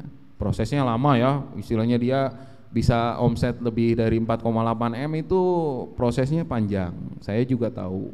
Kebenaran istilahnya baru itu juga produksi, tempat produksinya baru beres kemarin-kemarin, belum lama, 2 atau 3 bulan kemarin. Kemarin dia beli mobil, tadinya dia mau beli mobil kecil, saya bilang jangan dulu pakai mobil istilahnya yang untuk kepentingan kamu pribadi saja. Beli mobil yang emang bisa untuk kepentingan kamu pribadi bisa, untuk kepentingan perusahaan juga bisa. Akhirnya dia beli Grand Max Blend Van ya, Blend Van yang tahu kan? Ada yang tahu? Jadi yang bisa pakai muat barang juga, mirip mini, mirip mobil mini, tapi dia juga bisa pakai buat kepentingan keluarganya, kepentingan pribadinya. Akhirnya dia beli itu. Belum lama mobilnya dia beli. Kemarin aja dia sehari itu bisa nyampe 10.000 piece jualannya. Shopee, Tokped sama Lazada dia jualannya. Ya, jadi umur nggak jaminan, sekolah nggak jaminan. Ya, untuk memulai berbisnis kapanpun juga bisa, cuman secepatnya. Ya, meskipun belajar baru ikut-ikut pelajarin, tolong jangan berpatokan sama keuntungan atau ya uang yang kalian dapat. Ya, karena justru yang lebih besar tuh, yang lebih bermanfaat tuh apa? Ilmunya, ilmu yang kalian dapat. Jadi kalau misalkan kalian ternyata bisnis kuliner, misalkan Naila buka bisnis kuliner, jualan seblak atau takoyaki sekarang ya, misalkan ternyata tidak sebesar yang saya harapkan keuntungannya, ya jangan di keuntungan dulu, tapi ilmunya, manajemennya, prosesnya, itu justru yang bisa kalian dapat, yang bisa bermanfaat untuk kedepannya. Ya. Selanjutnya, cara membentuk jiwa seorang pebisnis. Nah, ini rumusnya ya. Action. Segera mulai belajar berbisnis, pelajari teorinya dari medsos atau ikut belajar bersama orang yang sudah berjalan usahanya. Nah, ini balik lagi ke segera dimulai. Jadi untuk rumus yang pertama, action. Action yang pertama, segera dimulai.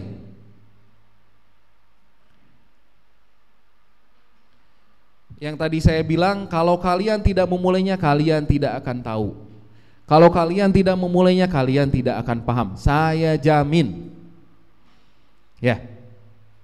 Jadi tolong dimulai. Kayak Nela kepikiran apa? Oke, ada peluangnya, ada modalnya, langsung. Banyak alasan, saya mau berbisnis tapi nggak punya modal. Gimana ini? Aduh. Ya.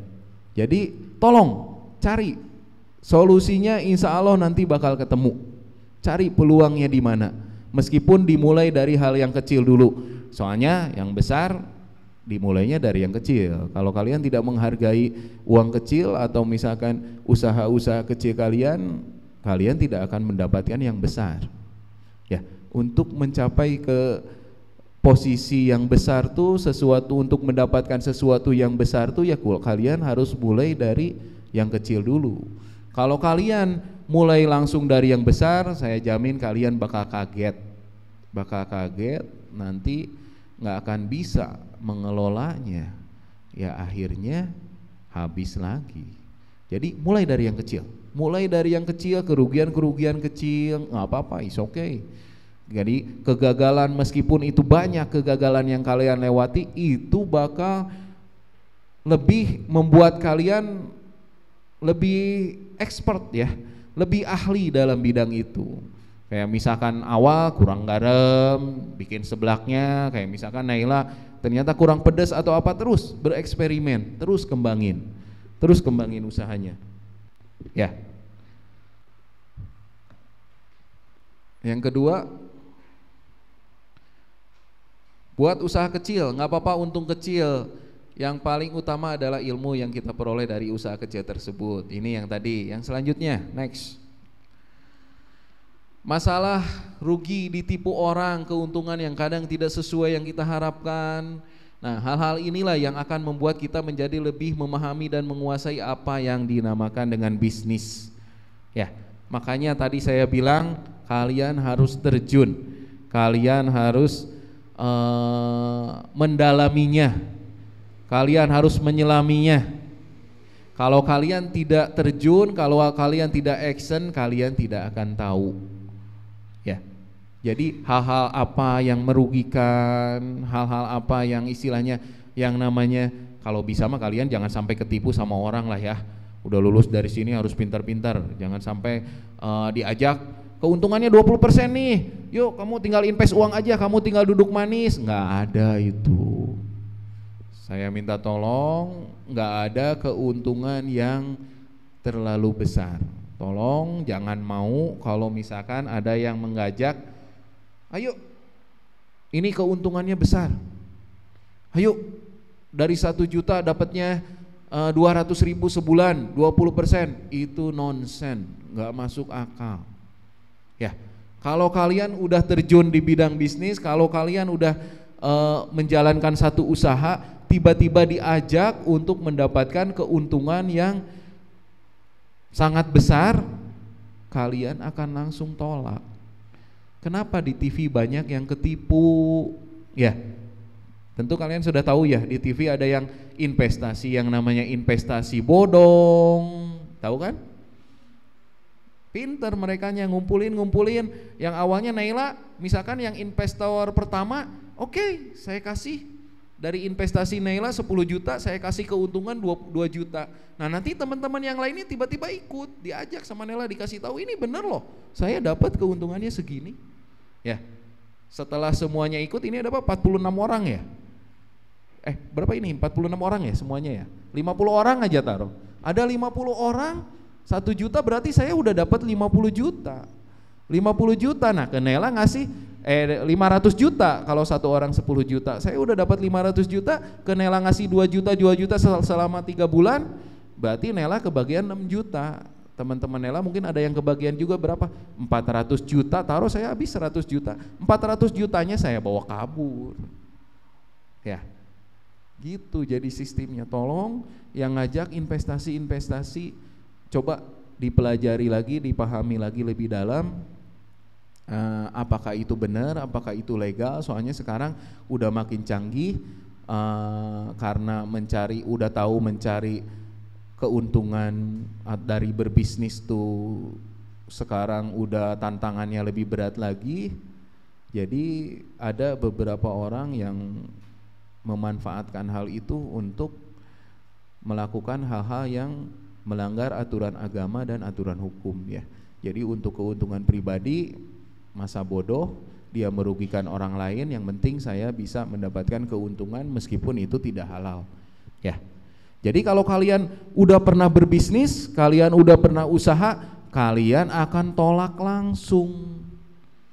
Itu nonsen, itu nggak masuk akal.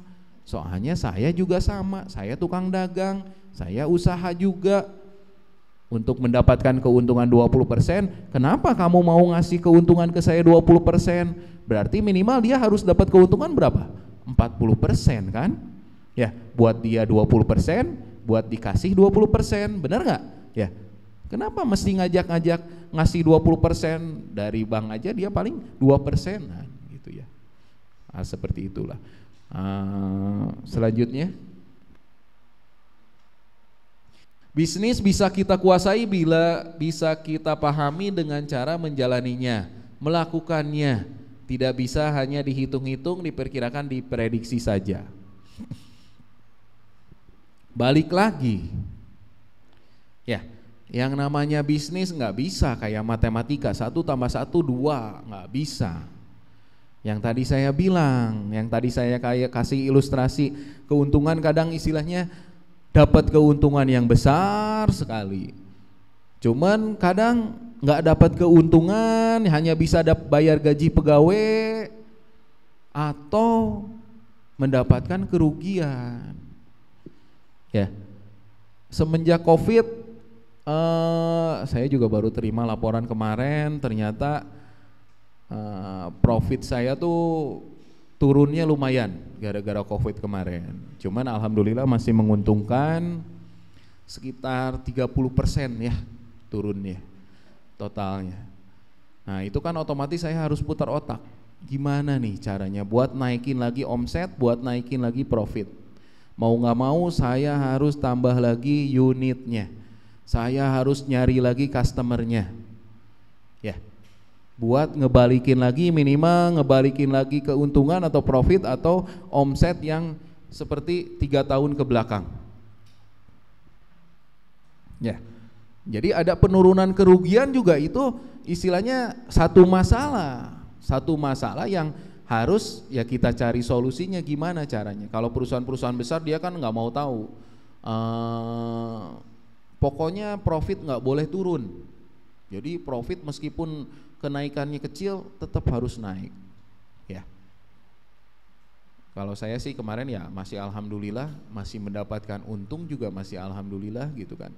Kalau dibandingin yang lain malahan gulung tikar, bukannya dapat untung gitu kan. Cuman seorang pebisnis nggak boleh seperti itu. Tetap berpikirnya harus maju.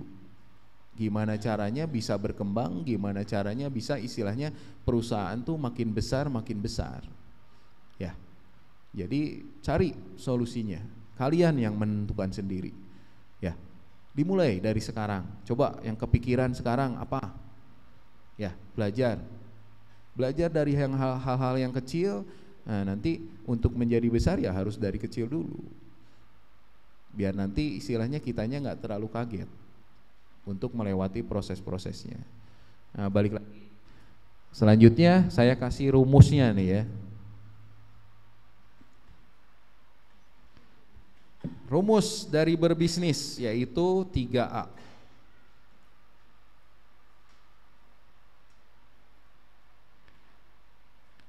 A yang pertamanya action. Balik lagi ke yang tadi, kalian harus turun. Ya, kalian harus mengerjakannya, kalian harus melakukannya. A yang kedua apa? Action lagi.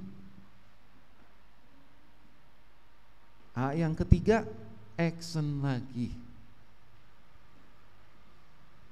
Ya.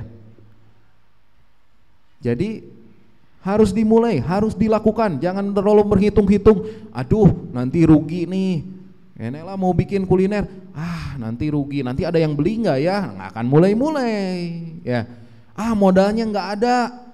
Ya, udah dikasih modal, gimana ya cara mulainya? Nah kan, udah terus harus istilahnya kalau misalkan seperti itu nggak akan ada selesainya. Jangan banyak mengeluh. Jadi harus cepat dimulai, harus segera dimulai. Ya, apapun itu, meskipun barengan, mungkin nanti kalau kita istilahnya Nela sama temennya joinan, mungkin ya nanti timbul masalah, misalkan, aduh ini gimana masalah pembagian keuntungan, masalah pembagian pekerjaan, akhirnya jadi pisah. Nggak apa-apa, itu bagian pendewasaan kalian. Ya, itu bagian dari proses supaya kalian bisa lebih maju. Ya. Kalau kayak saya sekarang proses pengembangannya lebih ke ekspansinya ya di sebagian kecil di luar jasa angkutan ya. Kayak buat ruko. Nah, kemarin gudang saya juga disewa sama Indomarko. Kontrak-kontrakin gudang, terus bikin garasi mobil. Sekarang kan udah banyak kan yang punya mobil kan ya, punya mobil ya mohon maaf tapi nggak punya garasi misalkan, atau rumahnya masuk gang, otomatis kan mobilnya mau ditaruh di mana gitu kan ya. Akhirnya saya bikin garasi lumayan 300.000 satu mobil 1 bulan. Itu kan modal bikin kanopi pakai besi sekali aja. Seperti itu. Yang selanjutnya, nah ini ilustrasi yang tadi saya bilang, teman-teman saya yang ya alhamdulillah saya banyak juga rekan-rekan yang bergerak di bidang bisnis yang sudah pada sukses. Kayak tadi Toko Laksana yang Pak Haji Endan, beliau istilahnya perjuangannya saya salut, saya angkat jempol, dan meskipun beliau udah sukses, cuman hidupnya masih sederhana.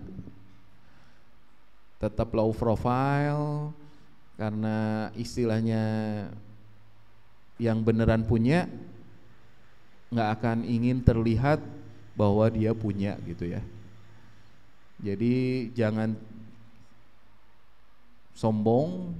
Kalau kalian berhasil, jangan ingin istilahnya dipuji oleh orang lain.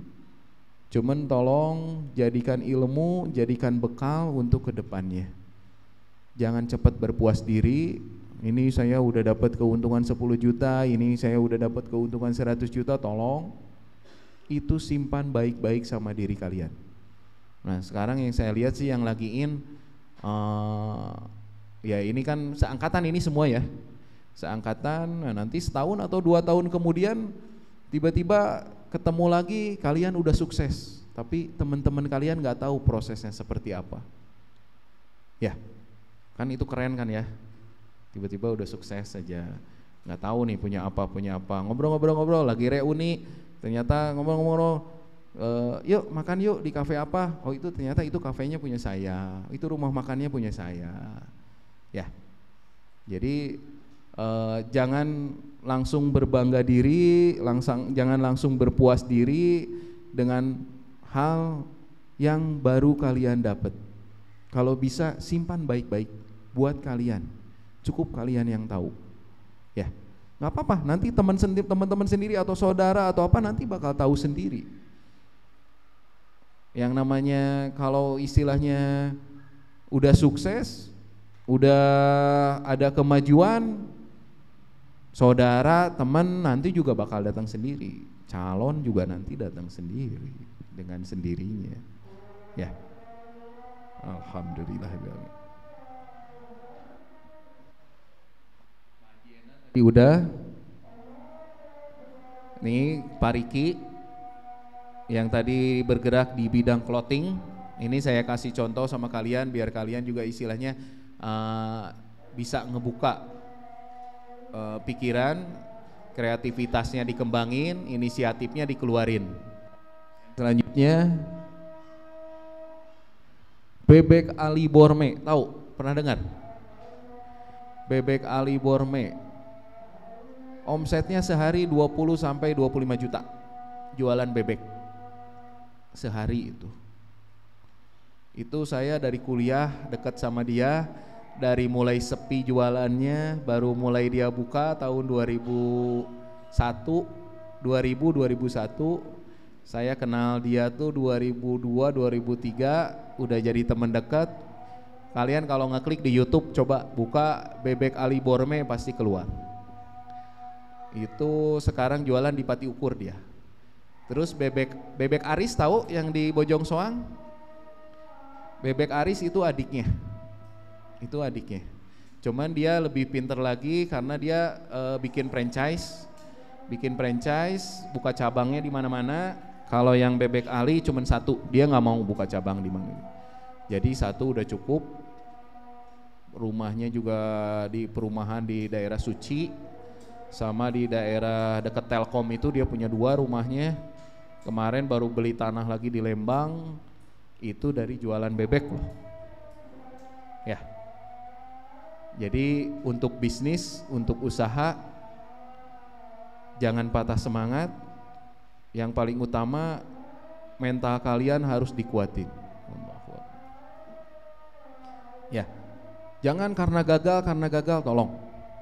Yang lain-lain pokoknya pengusaha-pengusaha sukses bisa kalian lihat kegagalannya itu banyak sekali. Ya, jadi belajar dari kesalahan-kesalahan. Saya juga mungkin banyak kekurangan, banyak kesalahan. Pelajari itu karena kalau misalkan sekarang buat berbisnis harus kalian alami langsung sendiri baru kalian paham. harus kalian alami sendiri baru kalian, oh iya ternyata ini merugikan, oh iya ternyata langkah yang saya ambil salah. Uang sama waktu yang kalian punya belum tentu bakal cukup. Kalau kalian harus mengalami dulu, baru kalian memahaminya atau paham. Ya, jadi misalkan saya kasih tahu, Nela, coba kalau bisa di daerah Ciparai jualan takoyakinya jangan terlalu pedas atau jangan terlalu asin, karena yang udah-udah juga nggak laku atau kurang laku. Ya, tapi Nela nggak percaya, pokoknya saya harus jualan dulu, saya harus ngalamin dulu, baru saya istilahnya bilang iya atau bilang tahu gitu. Ya, itu pesan dari bapak saya. Saya pernah nggak nurut sama beliau, dikasih tahu tapi saya nggak nurut, akhirnya saya dapat kerugian sekitar 150 jutaan lah. Itu gara-gara nggak nurut sama beliau. Setelah saya mengalami kerugian itu, baru saya oh iya ternyata benar apa yang dibilang sama bapak saya. Ya, jadi saya sekarang lebih banyak belajar ke rekan-rekan atau ke teman-teman yang emang dia punya usaha, punya bisnis, apa kesalahan-kesalahan yang mereka buat. Jangan sampai nanti saya buat kesalahan itu. Ya, jadi jangan sampai segala sesuatu kita bilang iya, kita bilang paham, kalau kita harus mengalaminya gitu. Jadi coba kita pelajarin kesalahan-kesalahan orang lain. Bikin kesalahan apa aja. Ya, jadi kita ambil hikmahnya dari situ. Jangan sampai kita melakukan kesalahan yang sama dengan rekan atau kompetitor kita di bidang yang sama gitu. Kayak saya di bidang angkutan, kayak KMJ, dia mobilnya udah 400 unit tapi bisa jadi bangkrut, kenapa? Ya, itu kan saya pelajarin, saya lihat. Parahyangan Express, kalian tahu Parahyangan Express, bis-bisnya banyak kan dulu kan ya, daerah sini suka lewat-lewat kan banyak dulu, itu bangkrut, habis semuanya. Bisnya udah 3.500 unit, truknya udah 1.200 unit, bangkrut. Kebayang nggak? Truknya ada yang saya beli 2 unit, 1 unitnya 450 juta, 900 juta 2 unit, itu punya 1.200 unit truknya. Ya, tapi bisa bangkrut, kenapa? Nah itu maksudnya. Jadi saya belajar dari mereka, saya belajar dari mereka. KMJ, Kamenjaya itu kenapa bisa bangkrut? Karena dia mengutamakan gengsi.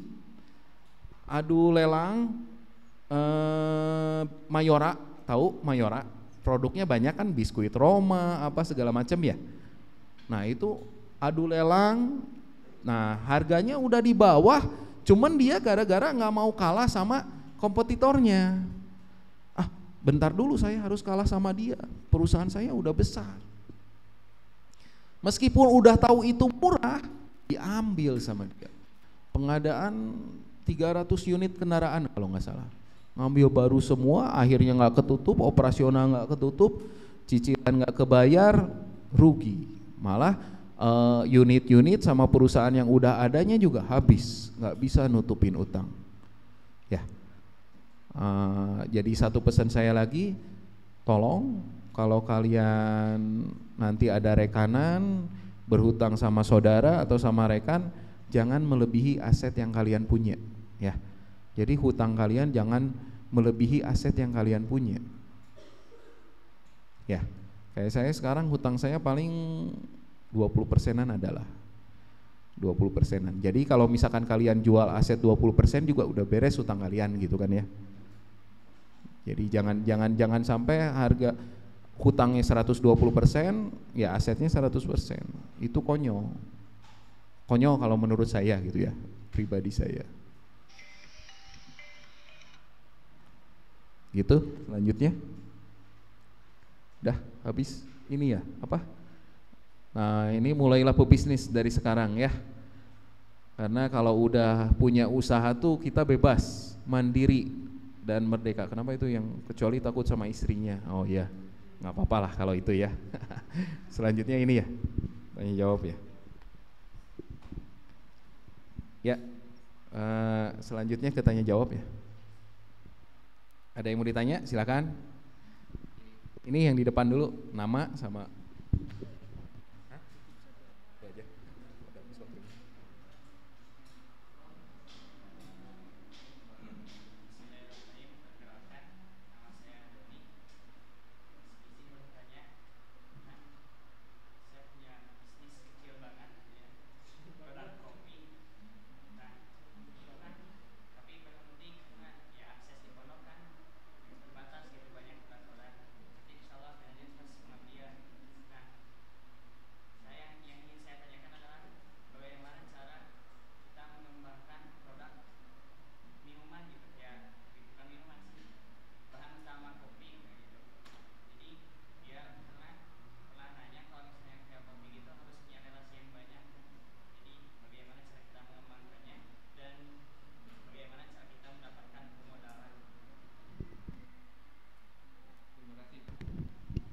Sama Doni ya. Doni ini punya kemarin sempat berbisnis kopi ya. Berbisnis kopi, minuman dari kopi ya. Olahan kopi atau kopinya. Oh, kopinya aja, mentahan kopinya. Kalau yang saya tahu ya, pengalaman saya pribadi,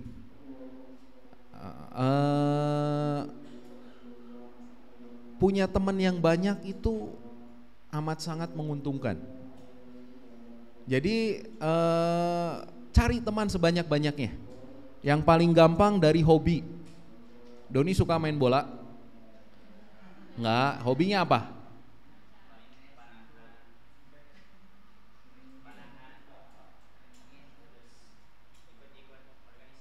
Nah, itu kan bisa dicari nantinya. Ya, dikenalin secara tidak langsung nih, saya punya produk kopi saya nih. Ya, siapa tahu nanti Doni ngobrol-ngobrol kayak sama saya. Kemarin kebenaran, cuman skalanya besar sih ya. Teman saya telepon, saya mau ketemu baru berapa 3 hari ke belakang lah. Saya mau ketemu sama teman saya yang dari Korea, teman main. Terus dia butuh kopi, kebenaran nyambung. Kan adik saya juga yang punya Hook Coffee kan itu adik saya, yang di Magung itu depan puskesmas. Pernah nongkrong di situ? Belum? Oh pernah. Yang Hook Cafe itu. Nah, itu kan punya adik saya yang di kolam renang itu. Nah, jadi teman saya tanya, nah kan teman saya nggak kenal sama adik saya kan, ya Don ya. Teman saya telepon baru 3 hari kemarin, 2 hari apa 3 hari kemarin lah. Dia bilang saya mau ketemu sama orang Korea, tamu dari Korea. Nah dia tuh butuh distributor kopi 3 minimal buat nyuplai kebutuhan kopinya dia katanya. Emang dia bergerak di bidang apa? Nggak tahu, katanya dia mau bikin kopi-kopi gitulah katanya. Nah dia butuh supplier, 3 supplier minimal. Jadi dia nggak mau terikat sama 1 supplier. Saya bilang kalau adik saya mah skalanya belum besar. Saya bilang, nah dia kan kebutuhan kafe kan nggak sebesar itu. Ya siapa tahu bisa sambungin. Nah ini kan karena istilahnya ada relasi, ada kenalan, yang paling gampang tuh dari relasi. Apalagi kalau udah satu hobi Don. Teman main motor saya dari Majalaya ada Haji Yuyun, dia punya istilahnya ekspor kain seragam buat ke Jepang gitu ya, istilahnya bikin-bikin gitulah, tekstil sama garmen lah dia. Nah karena udah kenal sama saya, kirim ke Tangerang, kirim ke Jakarta, dia lebih tua sih dari saya. Ongkos ke Jakarta berapa? Dia tanya. Saya bilang segini, 1,5 juta, 2 juta saya bilang. Ya udah gua pindah ke lu aja buat narikin barang gua. Toh ya lu kan istilahnya udah ada temenan gua, itu kan yang rekanan dia kan orang lain, seolah-olah kan hanya kenal selewat saja gitu. Nah itu gunanya pertemanan.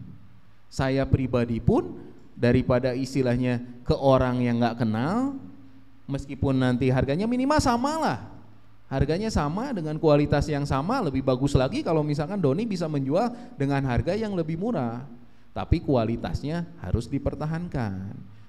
Jadi mau nggak mau kita harus bersaing. Dia tanya ongkosan lu berapa? Segini. Saya bilang kalau ke Jakarta, ke Tangerang berapa? Ke Tangerang segini. Oh ya udahlah, lu bisa nggak kalau disamain sama itu yang gua biasa pakai harga segini? Oke masuk, nggak apa-apa. Akhirnya sampai sekarang pakai ke saya. Ya, itu dari hobi itu paling gampang aja dari hobi. Jadi banyakin pertemanan. Kalau misalkan sekarang ya kalau misalkan Doni punya ya kendalanya kan pasti di modal. Kalau misalkan pasang iklan segala macam kan itu harus berbayar. Jadi untuk memulainya ya paling gampang cari pertemanan sebanyak-banyaknya.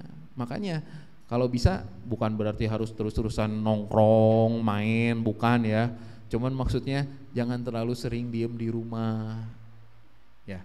Jadi keluar, kayak saya juga di Masjid Besar Ciparai, alhamdulillah kenal sama Kang Noval, kenal sama Pak Haji Iman. Kalau Pak Haji Iman mungkin yang saya lihat dia skalanya jauh lebih besar dari saya. Soalnya kan kayak beli tanahnya juga dia mah udah bukan tumbak-tumbak lagi ya, udah hektar-hektar gitu kan. Jadi 200 hektar, 300 hektar gitu kan, kebayang kan udah keuntungannya kan udah berapa lipatnya gitu. Terus awalnya beliau juga kerja, Pak Haji Iman awalnya kerja di bank juga pernah. Terus kalau yang nggak salah saya dengar ikut ini ya ke perusahaan bakri gitu. Kalau sekarang udah punya perusahaan sendiri, punya Gunung Batu di Cirebon beliau. Gunung Batu di Cirebon sama jadi CEO beberapa perusahaan sih. Jadi itu sekali. Ya mungkin karena ya mohon maaf nggak bisa kesini juga karena kesibukan beliau. Mudah-mudahan nanti mungkin lain waktu bisa disiniin lah. Cuman untuk awal seperti itulah. Ya itu kendalanya Don. Jadi begitu timbul masalah, begitu ada kendala, ya kita harus cari jalan keluarnya.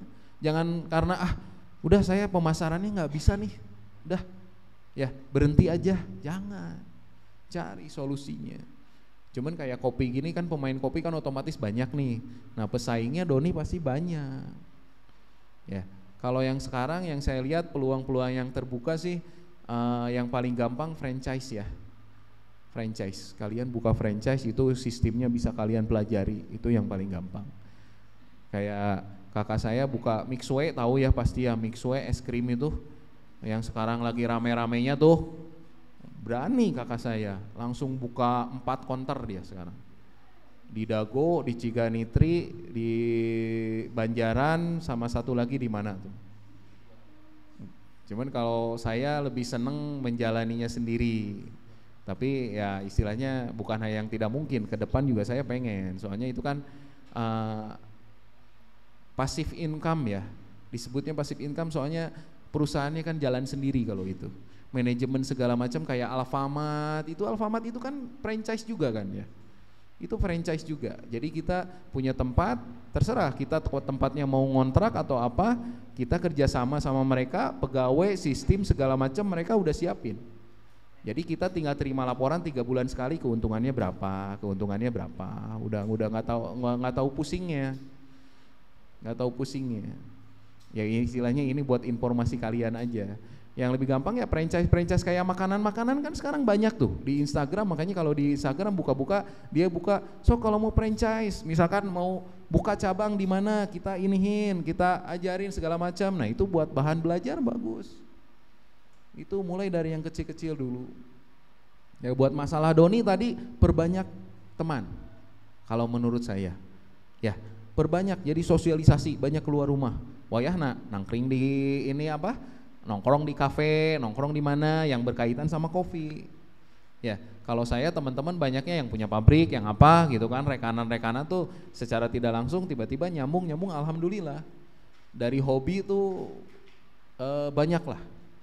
Kayak teman yang di Ciamis yang punya pabrik makaroni itu dari pertemanan awalnya. Yang bikin pabrik kopi juga ada, Kopi 33 tuh yang dari Banjar. Ya istilahnya kalau misalkan kenal kan nyambung, nanti misalkan dari saya bisa nyambung ya alhamdulillah kan. Ya, jadi perbanyak pertemanan. Jadi kalau main atau misalkan ngumpul-ngumpul sama teman-teman tuh jangan hanya istilahnya main-mainnya saja atau misalkan ngobrol-ngobrol yang kurang bermanfaatnya aja, tapi coba diselipin obrolan-obrolan masalah bisnis gini, ini saya buka kopi nih gimana nih, iseng-iseng ngobrolnya. Ya, jadi nanti kebiasaan kebentuk. Jadi yang diobrolinnya ya masalah seputaran bisnis. Kalau saya kayak sekarang bukan berarti saya membatasi teman-teman, nggak ada. Teman-teman nggak saya batasi, cuman saya lebih sering, lebih banyak ngumpul sama yang punya usaha, yang punya bisnis. Ya, soalnya itu kan sejalur sama kitanya. Jadi yang belum kita kepikiran tapi sama dia sudah kepikiran, nah itu kan satu rumus lagi yang baru nantinya buat kita. Ya, pelajari kayak Doni, nanti coba lihat siapa teman-teman yang bergerak di bidang kopi. Ya, itu dari saya. Cukup? Cukup. Ya karena waktunya ya, kalau saya mah seneng ngobrol sebenarnya, istilahnya ya berbagi lah ya, sharing supaya kalian bisa maju, supaya kalian bisa sukses. Ya kuncinya satu, jangan gampang menyerah, harus mau berusaha, soalnya sesuatu yang besar, kesuksesan yang namanya dibilang kesuksesan itu nggak bisa diperoleh atau didapatkan dengan cara yang mudah, nggak, omong kosong itu. Dibilang gampang, saya mah gini gampang, berarti dia nggak mau ngebagi rahasia suksesnya dia nggak mau ngebagi. Saya yakin itu. Ya, berarti itu rada pelit orangnya. Ya, saya bilang pokoknya kalian bakal dapat tantangan, kalian bakal dapat rintangan, tapi pokoknya maju aja terus. Ya, maju aja terus, cari, nanti ketemu solusinya, nanti pintunya kebuka-buka sendiri nanti. Ya, cari peluang kalian di mana? Peluang kalian di mana? Naila di kuliner misalkan cuma dapat levelnya, ternyata saya ini dapatnya sebulan 5 juta misalkan. Bergerak di bidang lain misalkan udah mentok nih, udah segini, ada peluang lain yang terbuka, jalanin peluang itu. Karena nanti misalkan di bidang onderdil kendaraan bermotor, saya ternyata di bidang onderdil kendaraan bermotor tuh bisa sampai level 7 nih.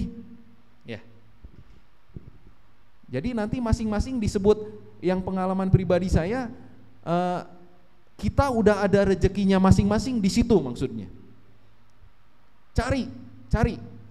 Nela atau Doni bergerak di bidang angkutan kayak saya misalkan, belum tentu Doni bisa berhasil. Ya, cari lagi peluangnya yang lain. Ya, bergerak di bidang kopi, nah Doni itu udah menjalani, udah mendalami, tapi ternyata hasilnya, ternyata gini-gini aja. Ya, dapatnya 5 juta, 6 juta misalkan keuntungannya sebulannya. Ya, nanti tapi jangan langsung stop. Coba dilihat lagi peluang yang lain, bisnis apa. Ya. Nah, itu masing-masing kalian saya yakin punya rezekinya masing-masing di situ maksudnya. Ya. Jadi bidang usahanya apa yang saya jalanin atau yang Nela jalanin belum tentu bakal, yang Nela sukses belum tentu sama saya dijalanin bakal sukses. Ya. Yang Pak Haji Endan punya toko, insya Allah saya istilahnya buat modal bisa ngusahain untuk mendirikan toko baju, toko celana seperti Pak Haji Endan misalkan. Tapi belum tentu saya bisa berhasil di situ. Ya, jadi jangan takut untuk masalah rezeki. Masing-masing udah punya rezekinya. Itu sangat betul sekali. Tapi kalau kita tidak berusaha mencarinya, kita tidak berusaha untuk menemukannya, jangan harap bisa mendapatkannya. Ya, jadi waktu yang dibuang-buang kemarin tuh, dibuang-buang percuma tuh sayang. Ya, mulai sekarang, mulai detik ini, ke depannya manfaatkan waktu yang kalian punya. Ya, harus kuat mentalnya. Ya. Pebisnis tuh dilatihnya makanya harus action. Kenapa? Karena nggak ada teorinya. Ya, harus didalemin, harus diterjunin. Ada yang orang tuanya usaha di sini atau kerja? Siapa? Usaha apa?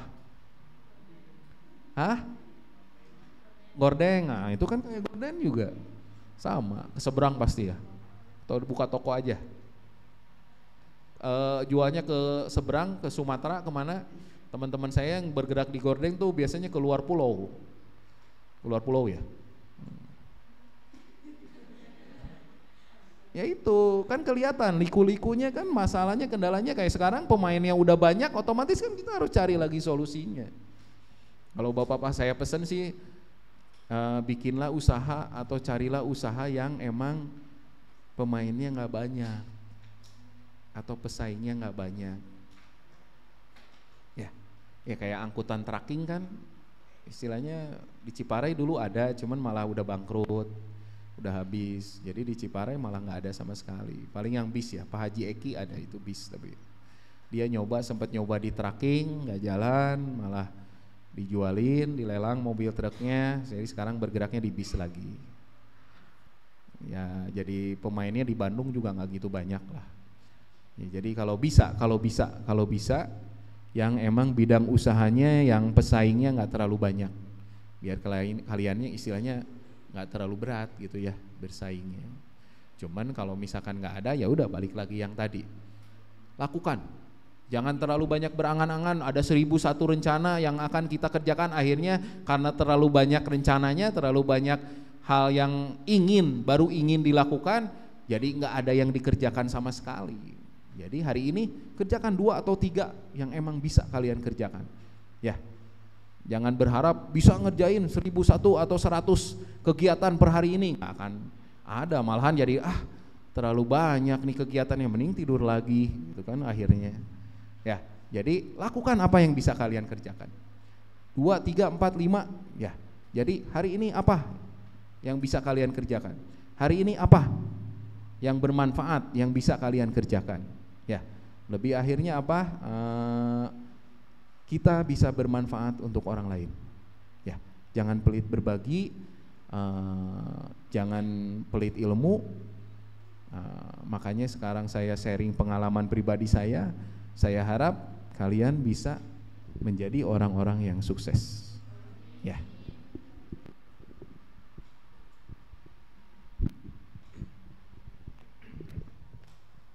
Alhamdulillah telah kita dapatkan ilmu dan juga pengalaman dari beliau Bapak Haji Ilham, di mana pengalaman beliau dari mulai usaha kecil-kecilan ketika SD, menjualan layang-layang, sehingga pada saat ini yang berada di depan antum semua mempunyai aset yang luar biasa banyak di Ciparai. Tepuk tangan semuanya.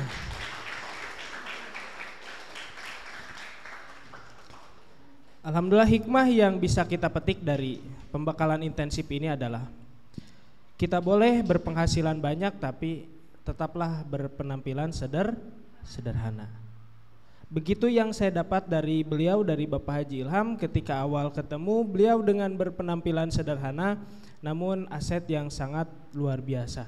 Itu juga yang saya ingin gapai di beberapa tahun ke depan.